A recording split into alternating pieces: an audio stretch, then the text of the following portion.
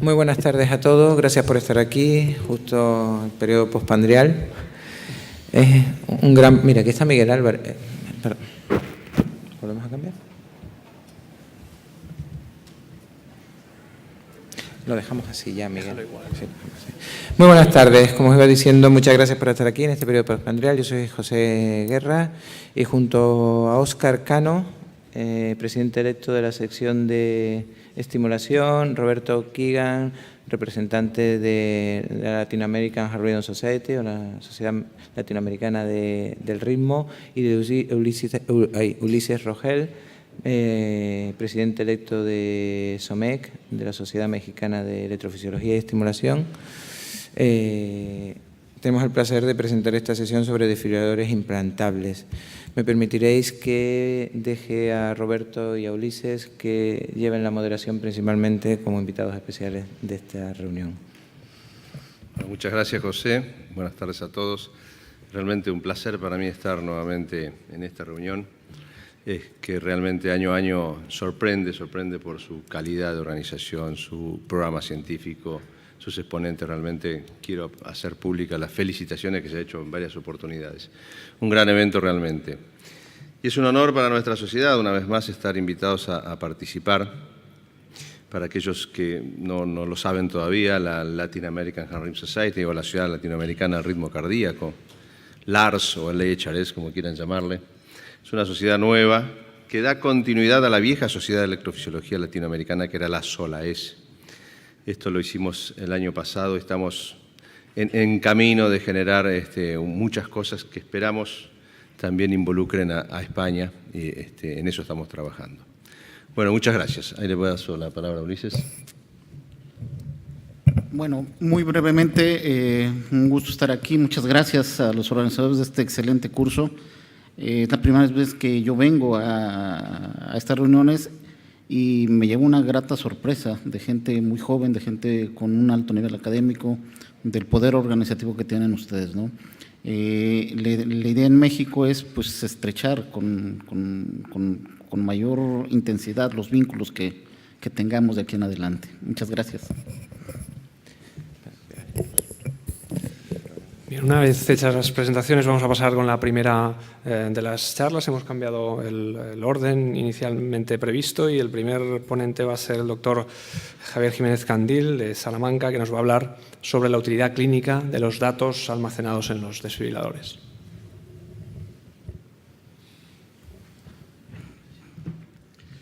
Muy buenas tardes a todas y todos y muchas gracias por estar aquí en este periodo postprandial que probablemente no apetezca o no sea lo más apetecible. Me he tomado la licencia de modificar un poco el título de la presentación que se me propuso. Voy a hablar un poco de los otros, de los olvidados. No vamos a hablar de los datos clínicos, de los datos almacenados clásicos, terapias apropiadas, inapropiadas, sino de una serie de datos que nos ofrecen los dispositivos, que se caracterizan todos ellos porque están basados en la monitorización continua de diferentes variables a las que el dispositivo somete al paciente. De manera que gracias a la monitorización remota o a la implementación de sistemas de alarma existe una disponibilidad de esos datos en tiempo real. De manera que somos capaces de tener una información actualizada. Esta información actualizada la vamos a referir hoy, o en los próximos minutos trataré de convencerles de que tener información actualizada sobre los ARES, sobre las TVs no sostenidas o sobre las escalas de riesgo multivariante de inestabilización, de insuficiencia cardíaca, pues puede tener cierta utilidad clínica y a ello dedicaré los próximos 15 minutos. Empezaremos con los ARES, que es un acrónimo que responde a la terminología británica, inglesa, pero que como es bastante aceptada, pues he decidido mantenerlo. Es cierto que no existe una denominación o una definición que esté de forma consensuada y admitida por la comunidad científica, pero probablemente esta que les pongo aquí, que viene recogida en una revisión avalada por la Sociedad Europea de Cardiología, publicada recientemente en Europace, probablemente acabe por imponerse como la más utilizada en el futuro. Son episodios, como el que les muestro en la figura, de actividad eléctrica atrial de alta frecuencia, intermitente, pero de duración superior a 6 minutos, que aparecen en pacientes portadores de dispositivos en los que existe la posibilidad de monitorizar la actividad atrial y que en todo caso no están en fibrilación auricular permanente. espectro clínico de los ARES es muy amplio, desde el ictus isquémico, con sus variantes clínicas, la expresión clínica del mismo sí o no, muchos de los cuales pueden que se encuentren dentro del fondo de saco de los ictus de origen desconocido criptogénicos, pero también hay probablemente ictus subclínicos e incluso se sabe que pueden estar vinculados al desarrollo de deterioro cognitivo de origen vascular. Pero aparte de esto, que es probablemente de lo que más evidencia científica hay, no debemos olvidar que estos episodios son causa de descargas inapropiadas y, como veremos después, también se asocian a, o producen o facilitan o empeoran el desarrollo de insuficiencia cardíaca. ¿Cuál es la incidencia de estos episodios en la población real de pacientes portadores de dispositivos? Bueno, pues la podemos inferir de este registro italiano prospectivo que incluyó a casi 1.200 pacientes portadores de DAI-CRT que fueron seguidos durante 14 meses y comprobaron que en el curso evolutivo desde el implante hasta un 30% desarrollaban ARES de más de 10 minutos, porcentaje que se reducía al 20% en aquellos que no tenían antecedentes ni de FA ni de taquicardia atrial rápida. Aparte de las diferencias en incidencia de estos episodios, como ven en la diapositiva, en la parte inferior en la gráfica, hay un aspecto singular que diferencia unos y otros pacientes, los que tienen antecedentes de FA de los que no. La duración de estos ARES es sensiblemente inferior en los pacientes que no tenían antecedentes de fibrilación auricular y, como ven en la gráfica, la inmensa mayoría de los episodios duran menos de 6 horas y casi todos están por debajo de las 24 horas. A diferencia de los ARES que ocurren en pacientes con antecedentes de fibrilación auricular que tienen duración con mucha frecuencia por encima de 7 días. Esto, como veremos después, pues tendrá implicaciones clínicas.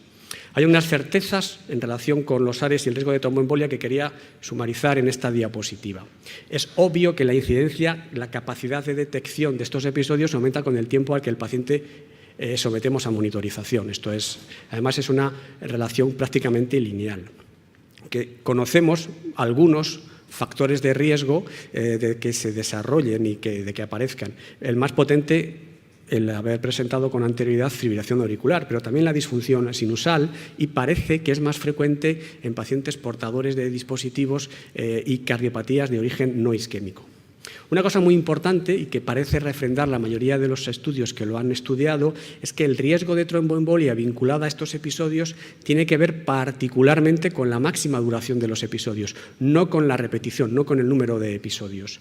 Y, en todo caso, el riesgo de tromboembolia, la incidencia ajustada anual de tromboembolia en pacientes con ARES es menor a la que cabría esperar si presentaran fibrilación auricular, de manera que no es lo mismo que la fibrilación auricular, como pone de manifiesto esta tabla, de probablemente los estudios y las series prospectivas más amplias que lo han analizado, series en las que la mediana de CHADS estaba en torno a 3 y, como ven, la incidencia anual de tromboembolia ictus es inferior al 2%, sensiblemente inferior a la que cabría esperar en pacientes con fibrilación auricular. Y esto es así porque realmente el riesgo de tromboembolia vinculado a los ARES está modulado o depende del entorno clínico del paciente. Y esto nos lo enseñó el estudio ASSERT, que, como saben, incluía casi 2.600 pacientes con dispositivos bicamerales, DAIs y marcapasos, pacientes de más de 65 años, hipertensos sin FA previa, que fueron seguidos durante un periodo corto de monitorización en los que se detectaron ARES, actividad de más de 190 latidos por minuto durante más de 6 minutos. Como ven en la diapositiva, en la tabla, lamento no tener el puntero, sí lo tengo, como ven, la incidencia de ictus y tromboembolia fue sensiblemente mayor en los pacientes en los que se detectaron ARES durante el seguimiento, pero de forma lineal esta incidencia se incrementaba conforme lo hacía la puntuación de la escala CHADS-2. De manera que los pacientes que no tenían estos episodios de actividad atrial rápida, pero que presentaban una escala de riesgo de una puntuación 2 o más, tenían tanto más riesgo de tromboembolia que el desarrollo de ARES sin factores de riesgo de la escala CHADS-VASc.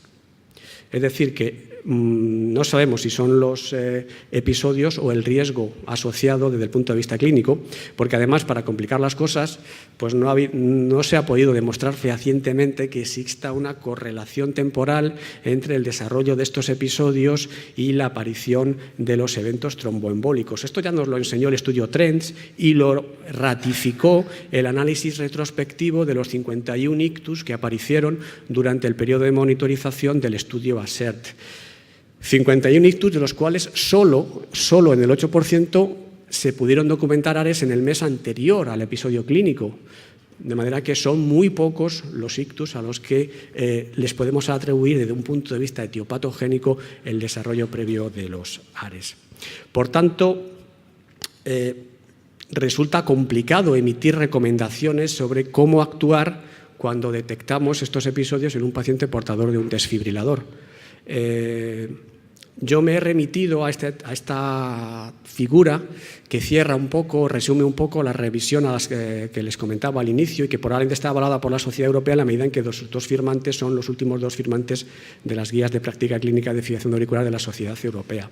Básicamente lo que nos viene a decir es que en pacientes en los que se detectan estos episodios de actividad atrial rápida hay que hacer una búsqueda activa de fibrilación auricular en aquellos casos en los que no haya una historia ni de ictus ni de fibrilación auricular, y que si no conseguimos diagnosticar fibrilación auricular, pues tenemos que considerar la anticoagulación siempre que se documenten episodios de duración mayor a 24 horas y la escala CHADS-VAS sea de 2 o más en varones y 3 o más en mujeres. Pero, como podrán observar en la parte inferior derecha, estos criterios, que pueden ser razonables, no dejan de ser arbitrarios en la medida en que pues no hay una evidencia científica sólida que lo justifique.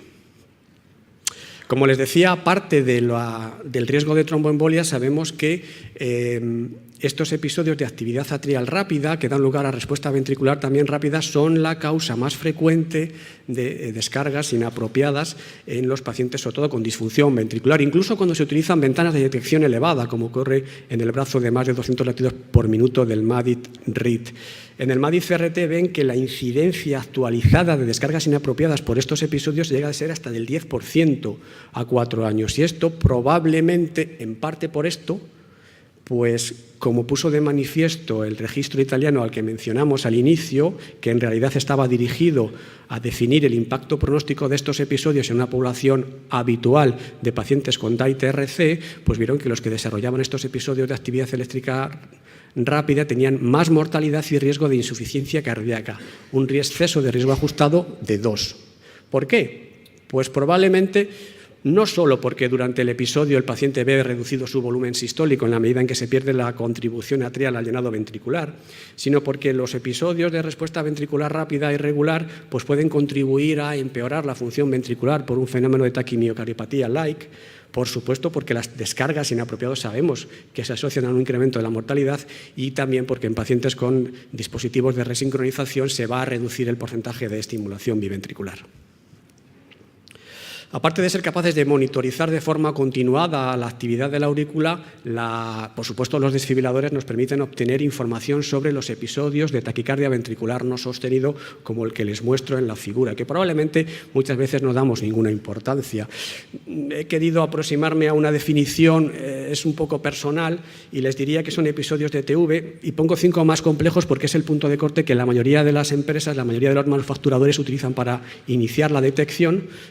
Episodios de taquicardia ventricular de 5 más complejos que son detectados pero que finalizan espontáneamente, no dan lugar a una terapia.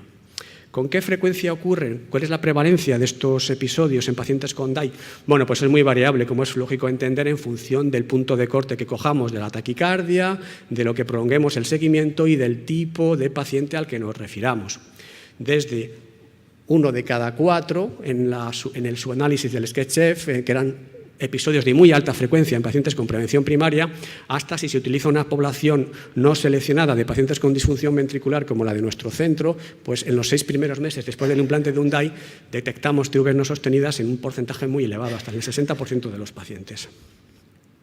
Lo que sí que sabemos, y esto nos lo enseñó este trabajo, que es un subanálisis del SketchF, es que el desarrollo de TVs no sostenidas en pacientes con DAIs está asociado a una forma más avanzada de la enfermedad, con peor función ventricular, más prevalencia de cardiopatía isquémica, más diabetes y también, como ven en la parte inferior de la tabla, con un tratamiento o con la posibilidad de optimizar peor el tratamiento, de manera que la frecuencia de tratamiento beta bloqueante concomitante, con estatinas y con IECAS es más baja. Esto nos va a complicar la vida a la hora de tratar de dar una explicación etiopatogénica o mecanicística de las consecuencias clínicas que parecen tener. Desde hace ya tiempo, y esto es un estudio que se publicó nada menos que en el 2004, es una base de datos mundial del dispositivo GM de Medtronic, fuimos capaces de ver que la prevalencia o la frecuencia de TVs no sostenidas era mucho mayor en pacientes que durante el seguimiento tenían descargas apropiadas por TV o FV, 88 frente al 28%. Este es un análisis retrospectivo, que no solo lo analizaron desde el punto de vista cualitativo, dicotómico, sino que también apreciaron que la carga de TVs no sostenidas era mucho más alta en pacientes que desarrollaron arritmias ventriculares que se sustanciaron en terapias apropiadas, 32 de mediana frente a 5. Y además comprobaron que el incremento en la carga se incrementaba significativamente sobre el nivel basal en cada individuo en los 3 días precedentes a la terapia o a la descarga apropiada. Nosotros lo que hicimos fue analizar en una población no seleccionada de pacientes con DAIN, más de 410, tratábamos de definir el impacto pronóstico del desarrollo de TVs no sostenidas durante los 6 primeros meses después del implante, con la idea de dar un rango de relación causal con lo que pudiera venir después y evitar el fenómeno de la hipótesis autocumplida. Si tienes episodios de TVs no sostenidas, que son en realidad la expresión de que el paciente está mal, no le puedes acusar de que eso sea realmente el responsable del empeoramiento. Y además utilizamos un punto de corte relativamente bajo, 150 o más latidos por minuto. Como ven, documentamos un montón de TVs no sostenidas en 6 meses, más de 2.200, que ocurrieron en el 60% de los pacientes. La distribución no respondió a una ley normal, la mayoría de los pacientes tuvieron pocas y muy pocos muchas, y la mediana de eventos por paciente fue de 2. Y razonablemente clasifica en 3 grupos de casi el número de pacientes, los que no tuvieron, los que tuvieron de 1 a 5 y los que tuvieron más de 5. Lo cierto es que observamos una correlación positiva y significativa entre la carga de TVs no sostenidas durante los 6 primeros meses después del implante y la aparición posterior de eventos cardiovasculares duros. Como ven, a medida que aumentaba la carga de episodios, aumentaba la mortalidad cardíaca, la hospitalización por insuficiencia cardíaca, las terapias y las descargas inapropiadas, y lo hacía de forma muy significativa. Respecto a las terapias inapropiadas, como ven, la incidencia de terapias inapropiadas fue mayor en los pacientes que presentaron al menos un episodio de TV no sostenida. Pero esto, como veremos después, respondía probablemente al efecto marcador de riesgo que tenían las taquicardias ventricular no sostenidas, porque en nuestra serie la inmensa mayoría de las terapias inapropiadas fueron por fibrilación auricular, que aparece en pacientes con formas de enfermedad más avanzada. Prácticamente no tuvimos descargas o terapias inapropiadas tratando taquicardia ventricular no sostenida, que es un fenómeno relativamente raro. Por eso, cuando hicimos un análisis multivariante y tratamos de responder a si esto realmente estamos ante un factor o simplemente un marcador de riesgo, al menos lo que sabemos es que es un factor independiente asociado a la probabilidad de presentar descargas apropiadas, terapias apropiadas, hospitalización por insuficiencia cardíaca y mortalidad cardíaca, y además se hace de una forma bastante sólida, de manera que el exceso de riesgo ajustado se sitúa en torno a 2. Sin embargo, la carga o el presentar más de 5 TVs no sostenidas no fue un marcador independiente, un factor independiente de presentar terapias inapropiadas. Y voy a dedicar la última parte de mi presentación a comentar brevemente cómo veo yo el estado de la cuestión de las escalas de riesgo de insuficiencia cardíaca, algunas de las cuales les muestro, algunos de los resúmenes les muestro en la diapositiva. Son algoritmos derivados de la monitorización continua de diferentes variables a las que el dispositivo va a someter o somete al paciente. Una de ellas es el Cardiac Compass, que es un informe derivado de la monitorización continua de una serie de variables que tienen relación con el estado homeostático del aparato cardiocirculatorio. Las variables son las que les presento en la tabla, y los puntos de corte que se consideran positivos o indicadores de riesgo, algunos de los cuales se han definido de forma arbitraria, son los que les muestro en la parte derecha de la tabla. Como seguramente recordarán, esto ha sido estudiado en el estudio Partner, que fue un estudio de casi 700 pacientes con DAIT-RC, en el que se puso de manifiesto que si algún paciente presentaba en el mes precedente 2 o más de los criterios anteriormente recogidos en la tabla positivos, el riesgo de que presentara una descompensación, una hospitalización por insuficiencia cardíaca, se incrementaba de forma ajustada en 5.5 veces. Prácticamente lo mismo se ha encontrado en el Heart Logic Index, que es de la marca Boston, con la diferencia de que las variables algunas son distintas. Aquí no hay un estudio realmente definitorio en cuanto al punto de corte, aunque sí que es verdad que si uno analiza el significado fisiológico teórico de que todas ellas pues tienen sentido. Recientemente se ha publicado el Multisense Study en JACC, que ha permitido comprobar en 900 pacientes portadores de DA y TRC con indicaciones habituales que esta escala sirve para predecir el riesgo con bastante sensibilidad y con una razonable especificidad de que el paciente tenga una descompensación de insuficiencia cardíaca. La escala se desarrolló en 500 pacientes que fueron seguidos durante un año y luego se validó prospectivamente en otros 400 y se definieron dos objetivos primarios que eran no indicadores de eventos isquémicos, sino de la habilidad diagnóstica de la escala. El primero, que la sensibilidad fuera superior al 40% para el empeoramiento de insuficiencia cardíaca, que lo cumplió de sobra porque se alcanzó una sensibilidad del 70%, y el segundo, que la tasa de alertas falsas fuera inferior a 2 por año por paciente y año y fue de 1,47. Yo me quería detener en la gráfica inferior, que pone de manifiesto cómo efectivamente en los pacientes en azul, que fueron los que tuvieron algún tipo de descompensación, el momento en que la tasa o el índice empieza a elevarse y es significativamente superior al de su nivel basal, es un promedio de 34 días hasta el momento en que el paciente fue hospitalizado. De manera que es una ventana de tiempo bastante razonable, o si lo quieren de otra manera, avisa con bastante antelación de lo que puede ocurrir. ¿Cuáles son en mi parecer, las fortalezas y las debilidades de estas escalas? Bueno, la principal fortaleza es que vienen derivadas de que al paciente le monitorizamos de forma continuada, nos da una información actualizada, pero yo creo que determinar los puntos de corte en base a números predefinidos es menos útil que utilizar la comparación del paciente con su estado previo, en la medida en que eso sí que da una relación del empeoramiento del estado homeostático. Como la mayoría utilizan variables que no implican al electrodo de ventrículo izquierdo, son extrapolables a pacientes con DA, y aunque se han estudiado fundamentalmente en pacientes con DA y TRC, son sensibles pero poco específicos, y aunque yo creo que ha quedado claro que puede ser una herramienta útil para el diagnóstico, la verdad es que no hay evidencia científica que permita demostrar que mediante una intervención basada en estos datos se pueda modificar el curso evolutivo de la enfermedad. Así pues, para terminar, espero haberles convencido en la utilidad clínica de tener información, aunque no sabemos si esa información puede tener una repercusión práctica. Yo creo que diferentes variables recogidas de la monitorización continua de los DAIs proporcionan información que permite inferir desde el riesgo de ictus tromboembolia, riesgo de terapias apropiadas, inapropiadas, empeoramiento de la insuficiencia cardíaca y, como en el caso de las TVs no sostenidas, riesgo de mortalidad cardíaca, que es una cosa importante. De manera que, con estos datos, con esta evidencia, yo creo que como mínimo justifica que los pacientes en los que detectamos estas circunstancias de riesgo sean sometidos a una monitorización cercana y, a ser posible, a una optimización terapéutica. Pero bueno, en todo caso, tendremos que esperar a que haya más información. Alguna de estas ya está en marcha, sobre todo en lo que tiene que ver al tratamiento de anticoagulante, en la prevención de la tromboembolia potencialmente vinculada a los ARES. Digo que necesitaremos más información sobre la eficacia de diferentes medidas de intervención basadas en estas escalas para conocer si realmente permiten modificar el curso evolutivo de la enfermedad. Y esto es todo lo que les quería contar. Muchas gracias.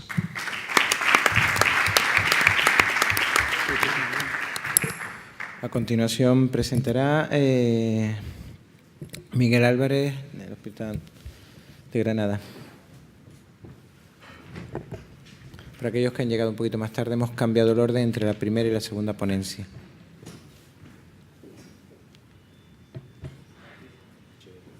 Sí, es muy delicado.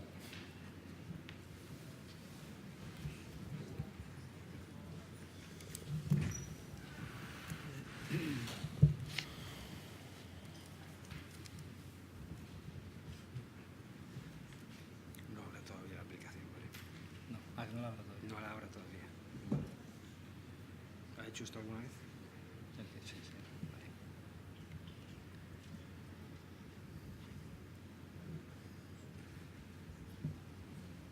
Bueno, muchas gracias y perdón por el retrasito, tampoco ha sido mucho, pero suficiente para hacer que Javier me adelante. Es complejo para un granadino como yo llegar a tiempo aquí en Sevilla, es muy grande para nosotros. Exactamente. Esta ciudad. Muy bonita, pero muy grande. Y encima llueve. Conectando su iPhone. ¿Vale?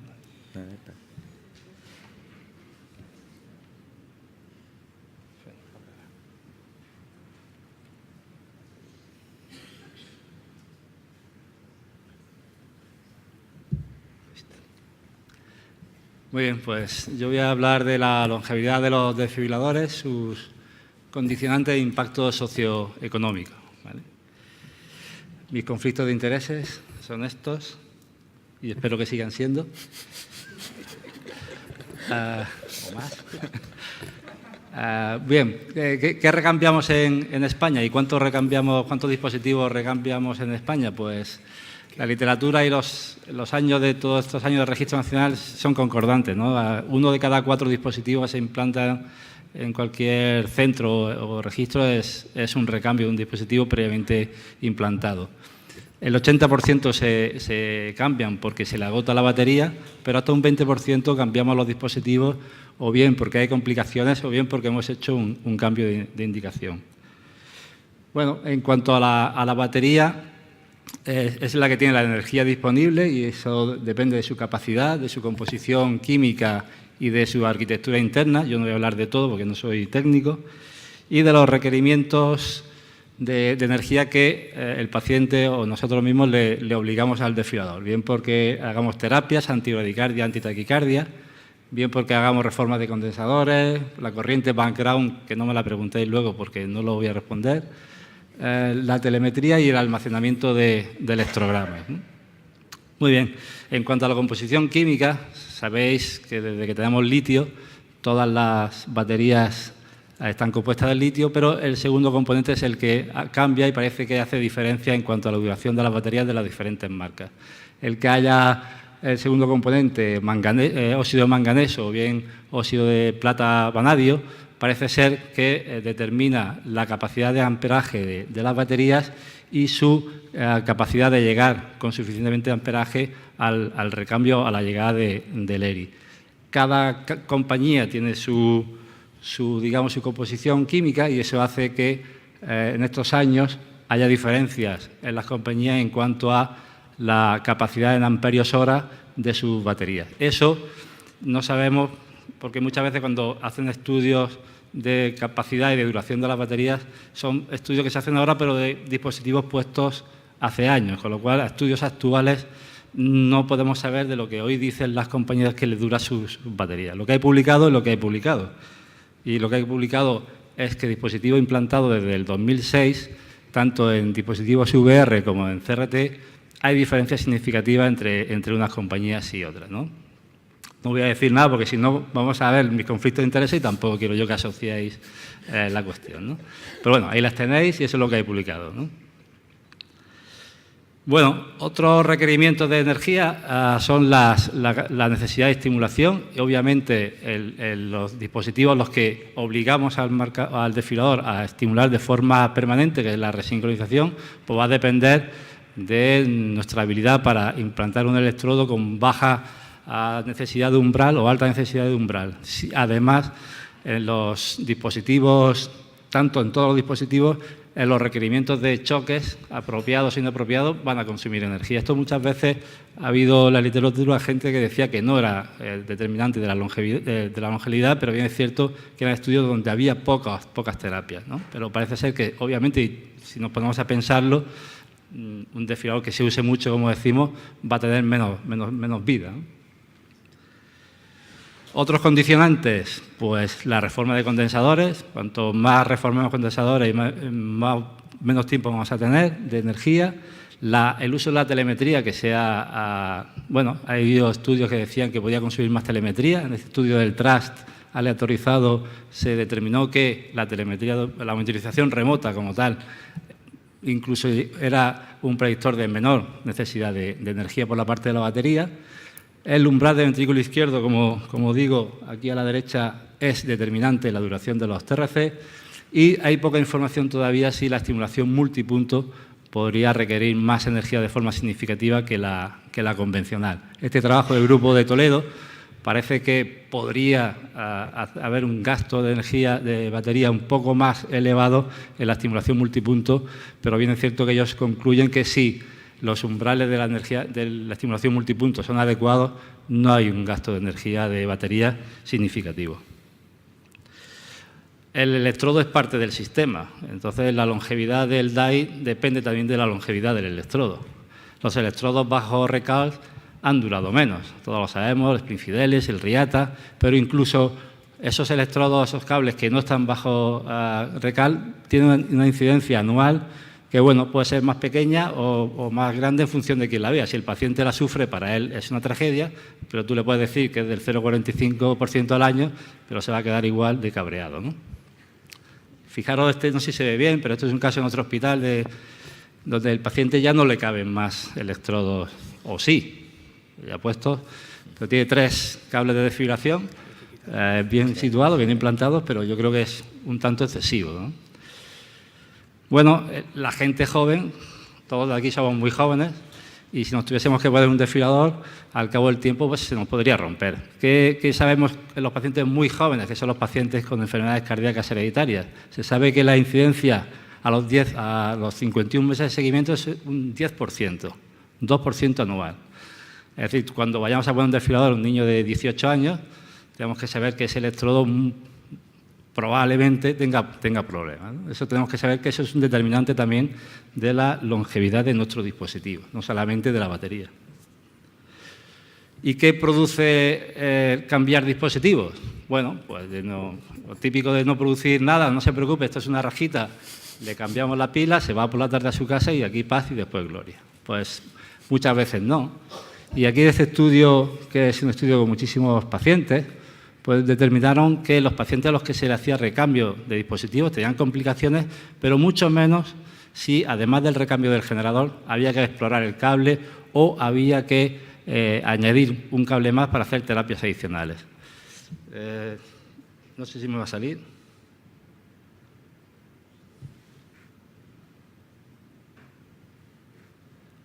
Si os fijáis, en este que pongo cohorte 2, que era la cohorte de los pacientes a los que se le hacía exploración o aditamiento de un cable adicional, ¿no? En esos casos, los pacientes que se hacían un upgrade a TRC tenían una incidencia de complicaciones cercano al 20%.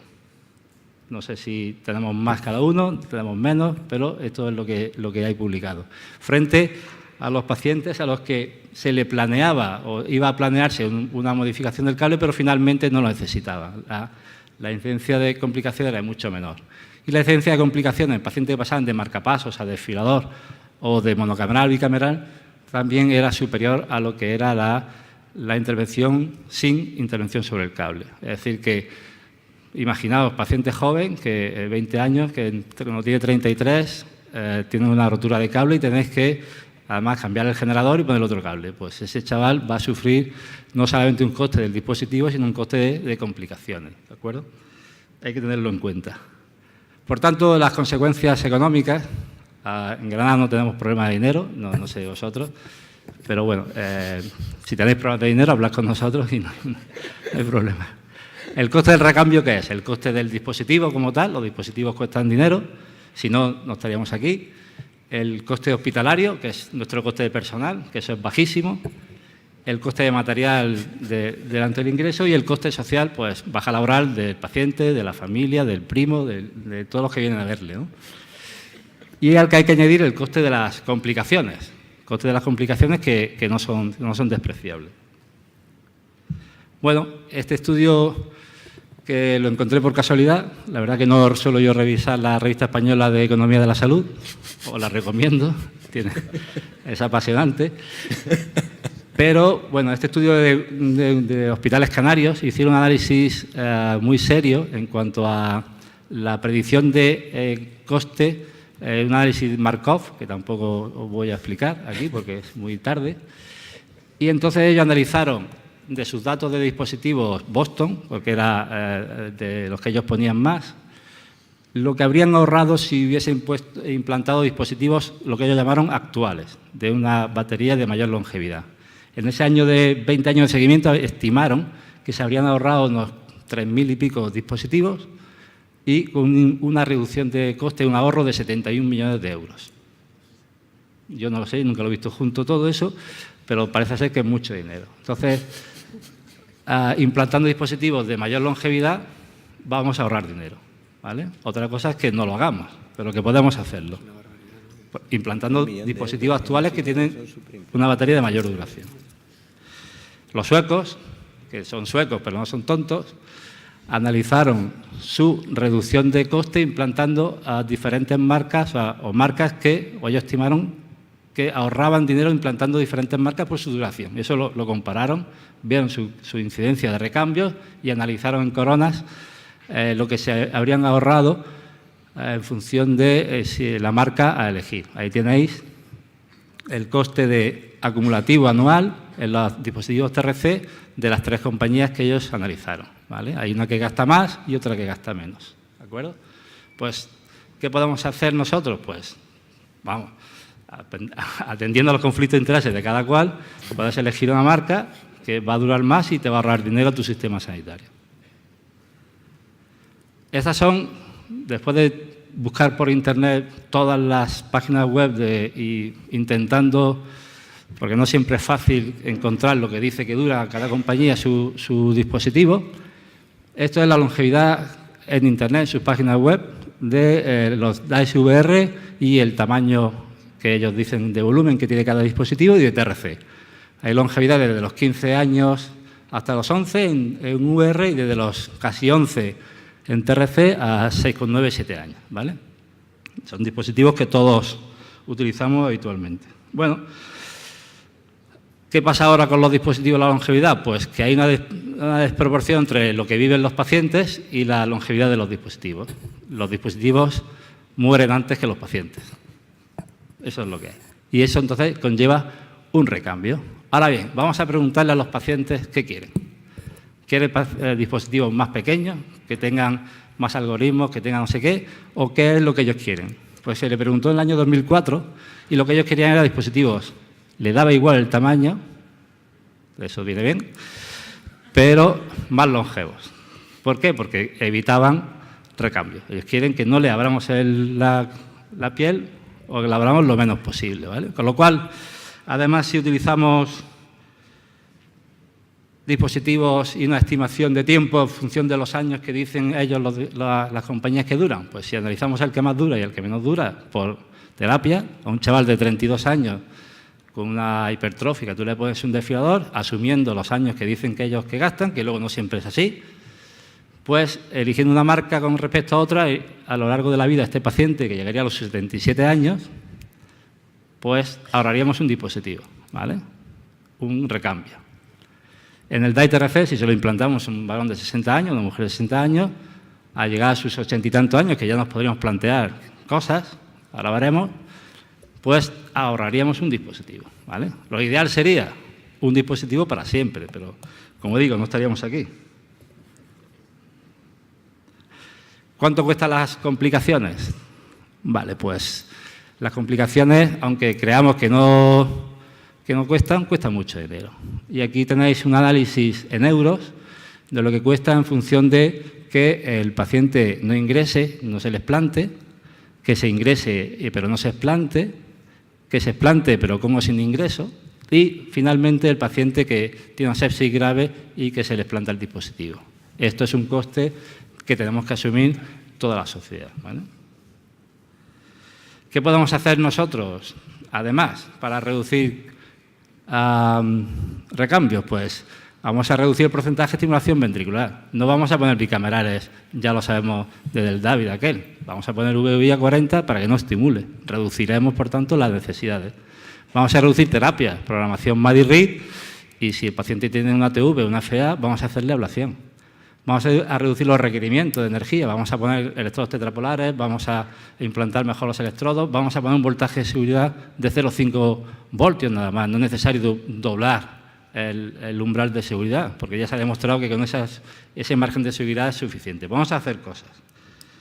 Podemos decidir qué dispositivo ponemos para reducir la tasa de upgrades. A lo mejor el paciente que tiene indicación de RESIN, que está en clase NIJA 1, pues a lo mejor llamamos a otro médico que le parezca NIJA 2 y le plantamos el resincro. Y así no tenemos un upgrade de aquí a un año. O los marcapasos dependientes. Vamos a intentar reducir la tasa de upgrade que también producen costes. Vamos a ver qué desfibrilador le ponemos, porque sabemos que un resíncro dura menos que un monocameral y un subcutáneo, esto es un estudio del subcutáneo antiguo, tiene menos duración. Y vamos a decidir en algún momento no recambiar, ¿vale? ¿Por qué? Pues porque la vida del paciente ha mejorado su función ventricular, es muy mayor, etcétera, etcétera. Llega el momento en que decidamos nosotros, de acuerdo con la familia, pues no implantar, no ha tenido terapias, es prevención primaria, tienen 82 años, pues a lo mejor se sale de la indicación gracias al DANIS, pues vamos a intentar nosotros no hacer recambio. ¿Se puede hacer? Sí. Bueno, pues hay gente en Europa, en esta encuesta europea, que también lo hace, ¿no? Vamos a hacer dispositivos recargables, por recarga externa. Ya, si os fijáis arriba a la izquierda, es un pacesetter de los años 70 que se le daba al paciente ese cargador externo. El paciente se llevaba eso a su casa y se lo recargaba. Se estimaban duraciones de 20 años, ¿vale? Eso de los años 70. Yo no había nacido, pero algunos que ya habían nacido se acordaban de ello. Porque existe la tecnología, ¿vale? La tecnología de recarga externa existe. Se hacen implantes cocleares que requieren más energía que los desfibriladores. Ya existe. ¿Por qué no lo hacemos o no hace compañía? Pues, ¿por qué? Pues ya veremos. Porque si no, lo que va a pasar es que lleguemos a una sociedad sin dinero que tengamos que quitárselo los desfibriladores a los muertos. En las autopsias, aquí veis en este trabajo como más del 50% de los dispositivos en autopsia tenían duraciones previstas de más de 4 años. Pues acabaremos quitándoselo a los muertos para ponérnoslos a nosotros, ¿no? Es muy bestia, pero bueno. Y ya como conclusiones, pues que la longevidad es una de las debilidades, hay más, pero solamente esa es la que yo he hablado hoy, aunque no sea igual para todos los fabricantes. El recambio genera un coste no despreciable, sobre todo si se producen complicaciones, está en manos de todos, industria y nosotros, reducir la reducción del coste, y el futuro pasa por aumentar la longevidad, aun manteniendo el tamaño actual. No más guerra de tamaños, más guerra de longevidades, ¿vale? Y reduciremos la incidencia de complicaciones asociadas a los recambios con una recarga externa que ya Dios proveerá y alguien pagará. Muchas gracias.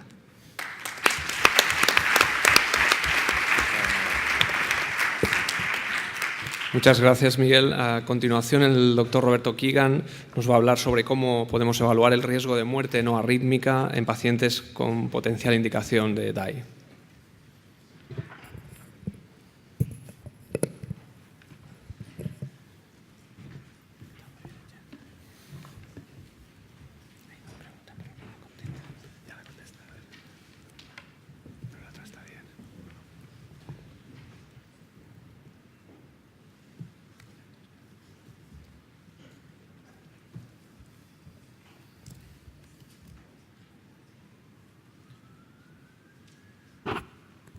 Bueno, muy bien.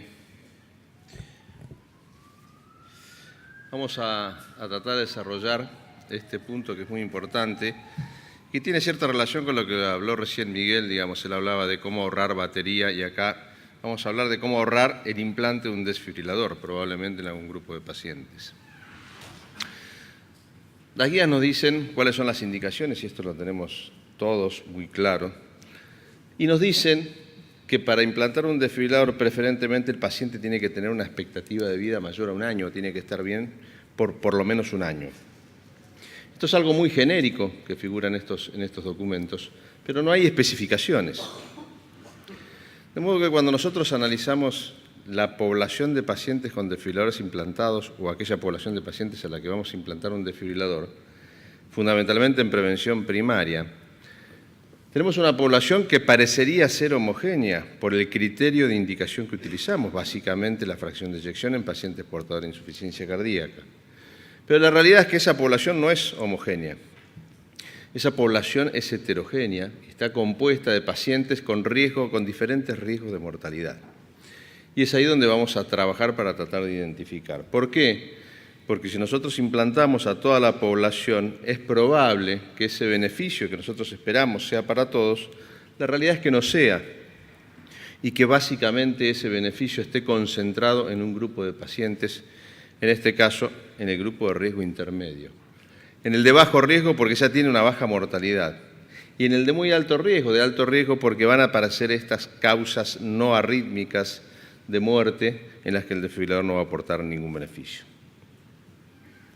De modo que vamos a tratar de desarrollar esto entendiendo cuáles son las causas, sabiendo cuáles son las causas de muerte no arrítmica en pacientes portadores de desfibrilador, cuáles son los factores y cuáles son los factores que nos permitirían identificar esos pacientes, esa población de pacientes con mayor riesgo de muerte no arrítmica y tratar de tomar una decisión de si implantar o no.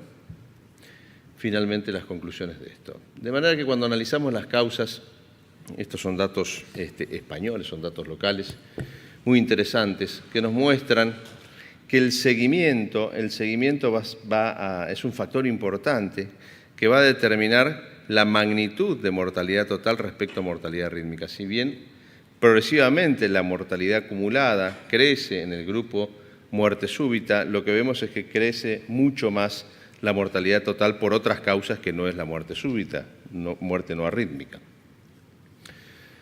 También tomando datos de este trabajo español, que es un grupo de, creo que es algo así como 900 pacientes de una unidad de seguimiento muy protocolizada, insuficiencia cardíaca, en el que vemos todas las causas de muerte en pacientes con insuficiencia cardíaca. Son pacientes con insuficiencia cardíaca, no son exclusivamente con desfibrilador, de hecho, solamente 10-12% de los pacientes tenían algún dispositivo. Y lo que vemos es que aproximadamente el 60% de los pacientes se mueren o por insuficiencia cardíaca o por causas no cardiovasculares. Un 15-16% se mueren súbitamente, pero una gran proporción de pacientes se mueren por progresión de la insuficiencia cardíaca o por causas no cardiovasculares. Y cuando analizamos en este grupo las causas no cardiovasculares, ahí pueden ver cuáles son las evaluadas en este trabajo, pero lo interesante es ver que aproximadamente el 65% se concentra en esto, en cáncer y procesos infecciosos. De modo que ya tenemos un panorama de cuáles son las causas de muerte en los pacientes con insuficiencia cardíaca. Esto es insuficiencia cardíaca. Ahora vamos a analizar factores, vamos a ver si podemos identificar factores que nos permitan predecir qué grupo de pacientes tienen más riesgo de morirse de causa no arrítmica. Y también con datos de este estudio, uno de los factores, esto ya lo conocemos, hay mucha literatura sobre esto, la etiología es un factor que influye en la causa de muerte de los pacientes con insuficiencia cardíaca. Uno puede apreciar, por ejemplo, que en los pacientes con miocardiopatía alcohólica o tóxica por citostáticos, la mayor proporción es de causa no cardiovascular. Los pacientes se mueren de causa no cardiovascular. O sea que ya con la etiología ya tenemos un dato clínico relevante a la hora de hacer el análisis en la toma de decisión respecto a la indicación de implante de un desfibrilador. Por supuesto, la severidad de la insuficiencia cardíaca, y esto es conocido por todos ustedes, es un gráfico muy antiguo del estudio Merit-Echev, donde se demostró que la clase funcional tenía relación con la proporción de muerte súbita versus progresión de insuficiencia cardíaca. Y uno puede ver que más de la mitad de las muertes en el grupo de clase 4, insuficiencia cardíaca avanzada, son por progresión de la enfermedad y menos por muerte súbita. O sea que la clase funcional es un factor que tiene importancia. De manera que con esta información, hay mucha más por supuesto, se trató de elaborar score de riesgos, modelos de riesgo, capaz de predecir esto. Tenemos que identificar en esa gran población de pacientes candidatos quiénes son los que tienen más riesgo de una muerte no arrítmica. Y este es conocido por todos ustedes, el modelo de predicción de MEDI2, en el que se analizaron 5 variables, la clase funcional, la fibrilación auricular, la clase funcional mayor a 2, 3, 4, el ritmo no sinusal, específicamente fibrilación auricular, un QRS ancho, la edad mayor a 70 años y la funcionalidad renal. Y ahí pueden ver que todos estos factores en este modelo fueron predictores de mortalidad. ¿Qué pasó cuando se analizaron estas variables? Lo que se vio es que en el grupo total de pacientes, esto es conocido por ustedes, en el grupo MEDI2, el desfibrilador aportó beneficio, fue beneficioso, redujo la mortalidad en el grupo total. Pero cuando analizamos por factores de riesgo, esos factores que vimos recién asociados, lo que vemos allí es que aumenta significativamente la mortalidad en la medida que se va agregando factores de riesgo. Y más importante es que solamente en los grupos intermedios entre un factor de riesgo y 2 factores de riesgo es donde se observó el beneficio del desfibrilador. En aquellos que no tenían ningún factor de riesgo, el desfibrilador no aportó beneficio, y esto tiene que ver con aquella primera diapositiva en los que probablemente los pacientes eran de bajo riesgo y tal vez un seguimiento que en este trabajo fue aproximadamente 1 año y medio, un seguimiento todavía relativamente corto. Pero el beneficio del desfibrilador se concentró en esos pacientes en los que tenían un score de riesgo de entre 1 y 2. De modo que la mortalidad a 2 años estimada en los pacientes del MEDI2 demostró que el 80% de los pacientes tenían hasta un máximo de 2 factores. Esto tenía que ver un poco con los criterios de inclusión en el estudio MEDI2.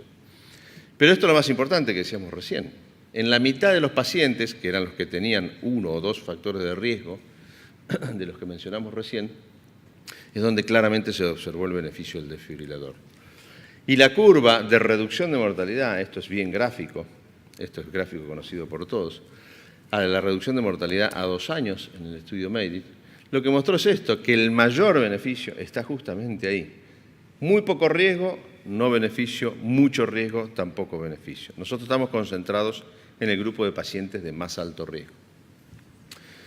De modo que uno de los primeros, hay muchos scores de estratificación de riesgo, de predicción de riesgo, tenía en cuenta la edad, algunos parámetros, ya sean de la severidad de la cardiopatía o de la insuficiencia cardíaca y la funcionalidad renal. 3 cosas clínicas básicas que nosotros tenemos a mano cuando estamos frente al paciente, porque esto es lo importante. Tener información rápidamente accesible, fácil de elaborar frente al paciente, que nos ayude a tomar una decisión. Posteriormente, y fundamentalmente el año 2012, 4 años después de la publicación de este score del MEDI2, comienzan a aparecer otros scores en otras poblaciones de pacientes. Recuerden que MEDI2 es pacientes coronarios, prevención primaria en pacientes con cardiopatía coronaria. El score JOG es un score derivado del análisis de una base de datos del Medicare en los Estados Unidos. Ahí se analizaron más de 45.000 pacientes, 2 grupos. Un grupo es en el que se hizo el análisis del modelo de predicción y el otro en el que se validó. Tengamos en cuenta que las características poblacionales, no las puse, es conocida por todos ustedes, están más o menos similares, habiendo diferencias por supuesto, pero en general la predominancia de varones, la edad aproximadamente alrededor de los 70 años, esas cosas se repiten en todos estos modelos. 7 variables, uno esto lo puede utilizar en el consultorio, sí, es un nomograma con las 7 variables, va sumando los puntos y una vez que suma, con el total baja una línea y ahí uno puede estimar y decirle al paciente, bueno, usted tiene una probabilidad de riesgo de morirse determinada. El score, el modelo de predicción, el FADES, que es el grupo finlandés de insuficiencia cardíaca, del registro de insuficiencia cardíaca, perdón, y de desfibriladores, en el que también elaboraron un modelo. Las variables son similares, digamos, los que siempre terminan siendo predictores son similares, la clase funcional, la edad, en este caso la diabetes, también junto con el shock, la fracción de eyección muy baja, es decir, parámetros que hablan de la severidad de la cardiopatía y de la insuficiencia cardíaca. Y la historia de tabaquismo, en este caso. Otra vez, un modelo práctico que puede utilizarse en el consultorio. Uno puede establecer una vez más el riesgo que tiene ese paciente. Y finalmente el PACE, para mencionar, este es el grupo norteamericano, 3 centros terciarios con casi 2.700 pacientes. Incluyeron una nueva variable que es la arteriopatía periférica, la enfermedad arterial periférica. Ellos encontraron que eso era predictor de mortalidad en este grupo de pacientes. ¿Qué hicieron en este caso? A las variables se le asigna una puntuación, de 1 para la mayoría, excepto creatinina, que se le asignan 2 puntos, suma y uno puede estratificar al paciente. Y uno puede ver que entre el paciente que no tiene ningún factor de riesgo y aquel que tiene 4 o más, la diferencia es de más de 10 veces. Este es un grupo de pacientes que también es prevención primaria. De modo que cuando analizamos los scores, los modelos de predicción de riesgo, lo que vemos como común denominador que la edad es un factor importante a tener en cuenta, a más edad, mayor riesgo de mortalidad. Parámetros relacionados, como decía recién, severidad de la cardiopatía o de la insuficiencia cardíaca. La funcionalidad renal es otro parámetro que no está en todos los scores, pero en la mayoría se repite. La diabetes mellitus, por supuesto, el tabaquismo en FADES, y el EPOC en shock y la arteriopatía periférica en PACE. Ahora bien, tenemos más datos derivados del análisis de otras poblaciones, y este es el registro danés, un registro muy importante, en el que analizaron esto, la relación, el impacto de las comorbilidades con terapias apropiadas y con la mortalidad total. Rápidamente mostrarles que la cantidad de factores de riesgo no se relacionó con las terapias apropiadas, no es un factor que se relacione con terapias apropiadas. Y esto se repite en muchos estudios. Pero sí claramente con la mortalidad total. Cuanto más factores de riesgo tenían los pacientes, de esos que mencionamos ahí, que vimos ahí en la lista al principio, más mortalidad. Esto se vuelve a repetir y es similar a lo que vieron estos trabajos en los que se desarrollaron los modelos predictores. Pero esto es interesante, y esto tiene que ver un poco con lo que hablaba Miguel, lo que comenté al principio. Fíjense que en prevención primaria, cuando el paciente tenía solo 3 o más predictores de riesgo, el 72% de los pacientes morían antes de tener una terapia apropiada del desfibrilador. Sí, nunca usaban el desfibrilador y se morían. 70% de los pacientes se mueren cuando tienen muchos factores de riesgo. Y este es el núcleo de pacientes sobre el que debemos prestar atención. Datos de otros estudios, el estudio multicéntrico francés, en el que se evaluó la mortalidad no arrítmica en prevención primaria. En este caso se hizo validación del score de MEDI2 y también se repite lo mismo, ahí pueden ver resaltado en rojo, fundamentalmente la segunda columna que dice la muerte antes de una terapia apropiada. 22% en el grupo de pacientes que no tenían ningún factor de riesgo, pero llegó a 66% en el grupo de pacientes que tenían 5 factores de riesgo. Es decir, se mueren muchos pacientes antes de tener la primera terapia, se mueren por otra razón. Para ir finalizando, rápidamente comentarles que esto se ha validado en diferentes poblaciones y esto se validó aquí en España. Se validaron los 4 scores de riesgo en una población de pacientes españoles y lo que mostró es que estos scores tienen aceptable predicción de riesgo. Hay detalles que no vamos a comentar por el tiempo, pero en todos se demostró que son capaces de identificar fundamentalmente a las poblaciones de alto riesgo. Todos identificaron bien a las poblaciones de alto riesgo. De modo que para ir concluyendo, y desde el punto de vista práctico, para tener presente, la edad avanzada es un factor a tener en cuenta. La severidad de la cardiopatía o la insuficiencia cardíaca, medida ya sea por duración del QRS, clase funcional, la presencia de fibrilación auricular y la fracción de eyección menor al 20-25%, la insuficiencia renal, la diabetes, la enfermedad pulmonar obstructiva crónica y la arteriopatía periférica. El tabaquismo, por supuesto, también en un score. Esto lo podemos hacer de manera ordenada y sistematizada con la aplicación de los scores, pero debemos tener en mente esto al menos para tomar decisiones en el consultorio. Concentrando la atención en básicamente esto. Edad, severidad de la cardiopatía e insuficiencia renal. Esas son las 3 variables. A pesar de todo esto, que nos permitiría identificar mejor al paciente que no se va a beneficiar de un desfibrilador, las guías no hacen ninguna mención a esto. O sea que, ¿debemos excluir a estos pacientes de la indicación? No, hay que individualizar la indicación. Pero ya tenemos herramientas, tenemos información que nos pueden ayudar en algún caso particular a decidir si implantamos o no un desfibrilador. Y ya para terminar, permítanme invitarlos a nuestro primer congreso de la Sociedad Latinoamericana del Ritmo Cardíaco, que se va a realizar los días 29 y 30 de noviembre en la ciudad de Cartagena, Colombia. Muchas gracias.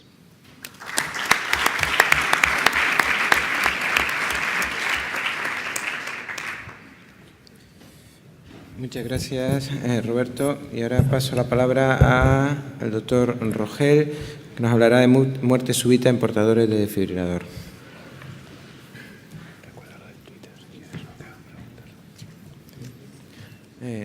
Recordad, los asistentes, que disponéis de un código QR en el programa a través del cual podéis hacer preguntas a los ponentes. Muchísimas gracias.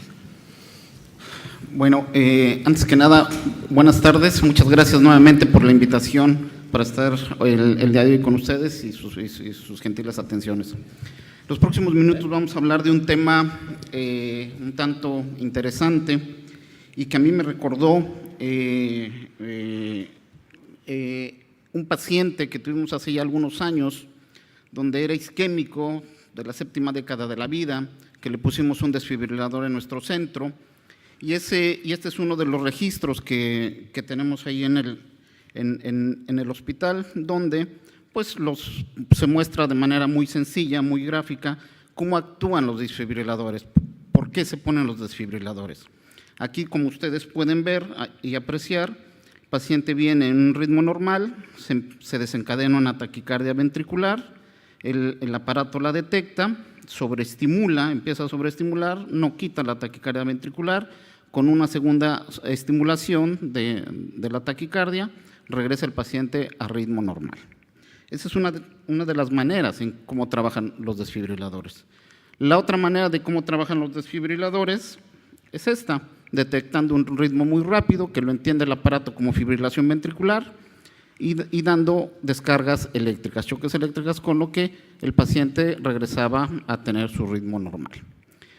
6 meses, 7 meses después de esta última interrogación, llega la esposa, nos dice que el paciente se murió en la noche, que estaba muy bien, le pedimos que nos permitiera interrogar el dispositivo y nos dijo que sí, pero nos omitió decir que lo había enterrado 24 horas antes. Entonces, con eso, pues en México se entierran 2 metros por lo menos abajo y pues ya fue imposible.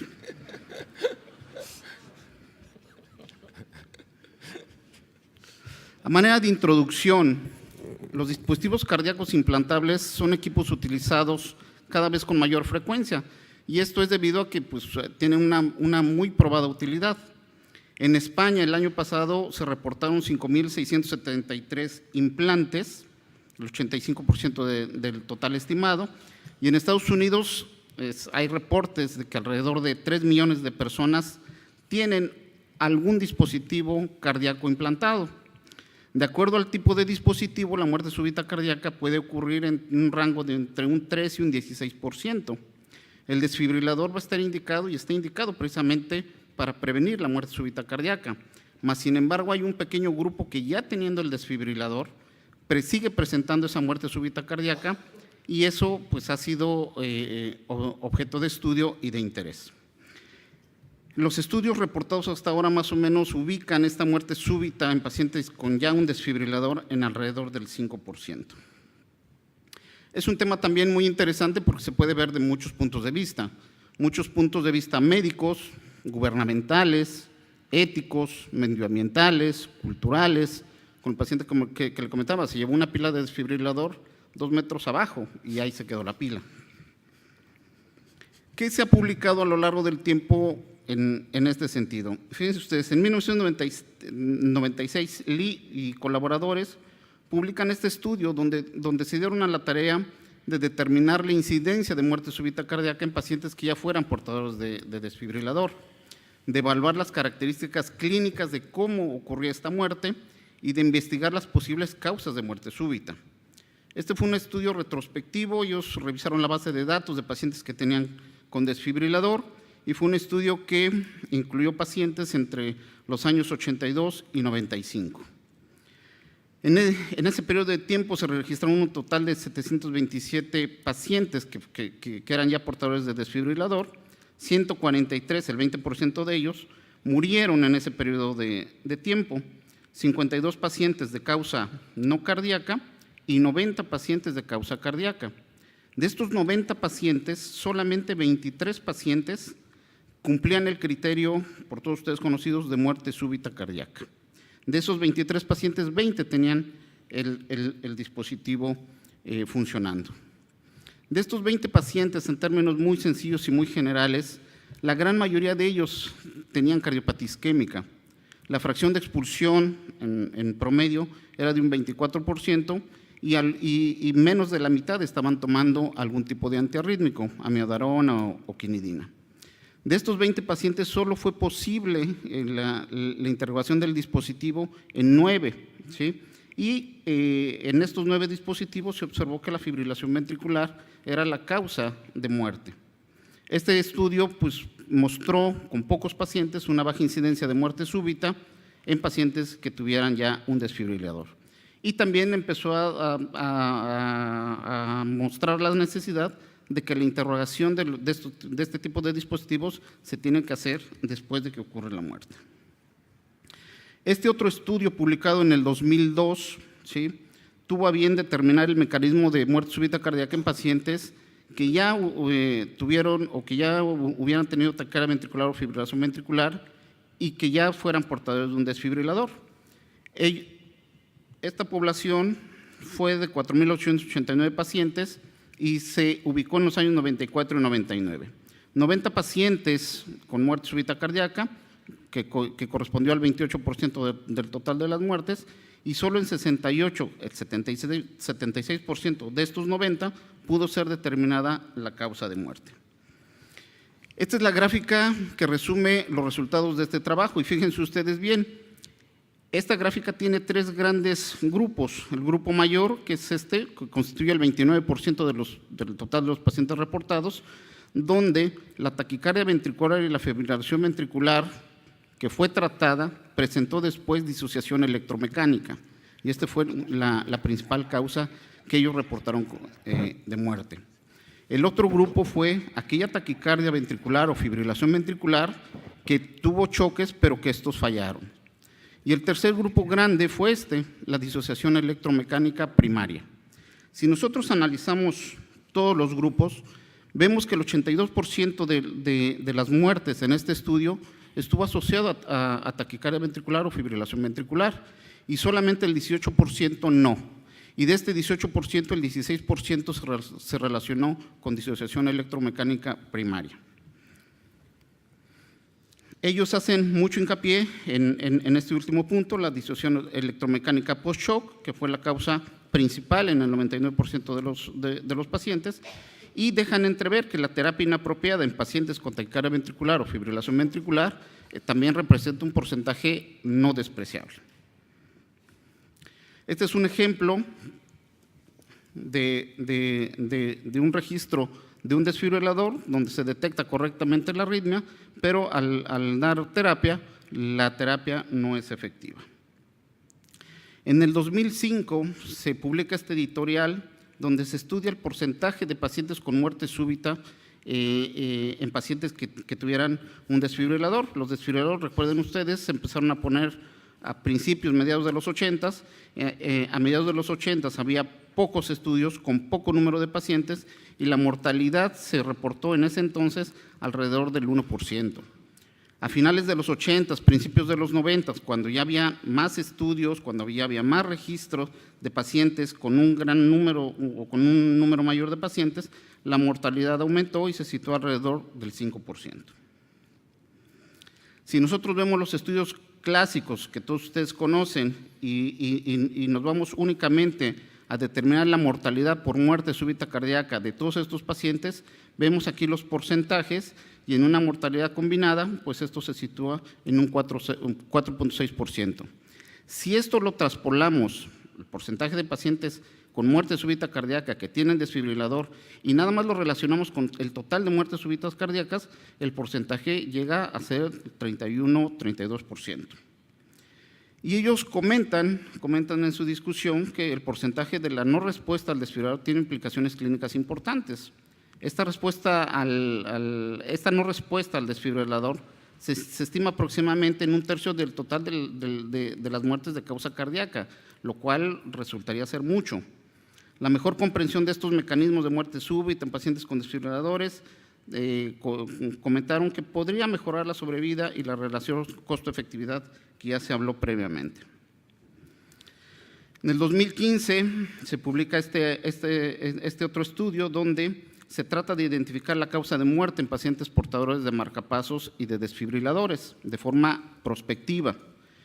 Ellos incluyen pacientes entre enero del 2001 y noviembre del 2013 y este es el flujograma de trabajo que ellos tuvieron. Dos poblaciones, una dedicada simplemente